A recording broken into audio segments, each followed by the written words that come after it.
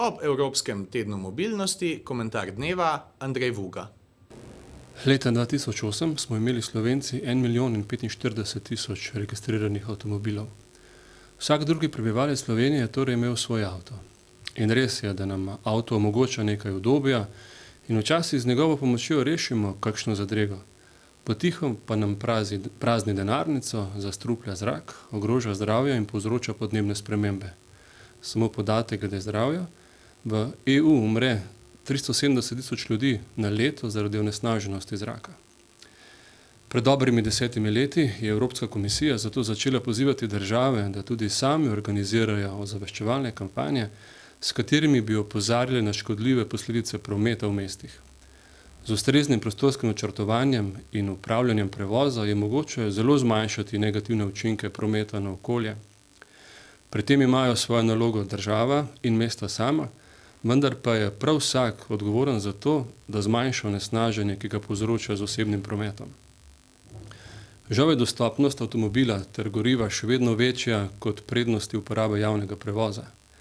Glede na stopnjo lastništva avtomobilov in na naraščanje prometa, spremembe na področju mobilnosti ne moremo uvesti na hiter in lahek način.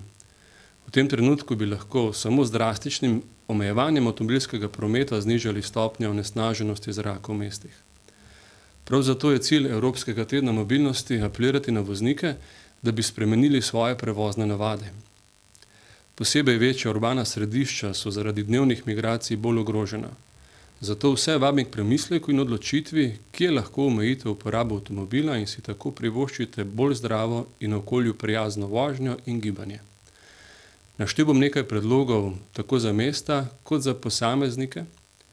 Zamenjava ali ureditev vozil javnega potniškega prometa, da ustrezajo standardu Euro 5.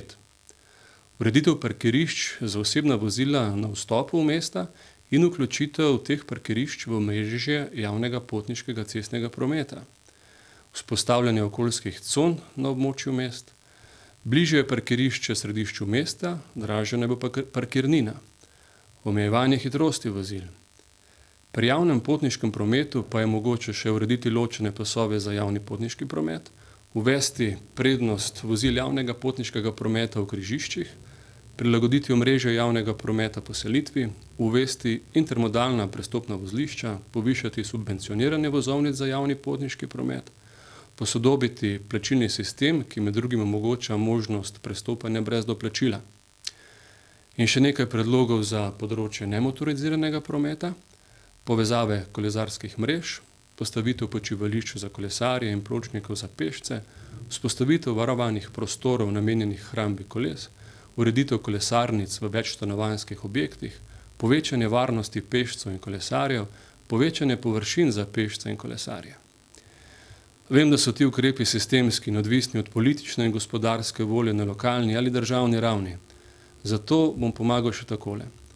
Ob letošnjem tednu mobilnosti vabimo voznike k preprostemu in trajnemu ukrepu. Če veste, da boste morali s prižganim avtomobilom mirovati več kot 10 sekund, ugasnite motor. Tako boste prihranili denar, omejili onesnaževanje zraka in blažili podnebne spremembe.